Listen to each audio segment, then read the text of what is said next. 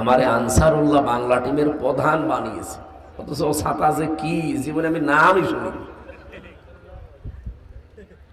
এরপরে মামলা দিল আমি আল্লাহর দলের সভাপতি।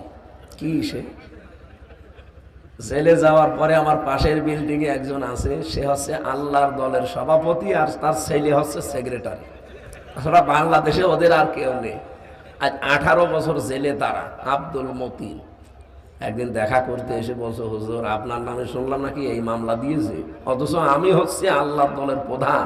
আরে দোস্ত এদিকে আসে, আপনি সে আল্লাহর ওলি, আপনার মামলায় আমি আজ 3 বছর ছেলে।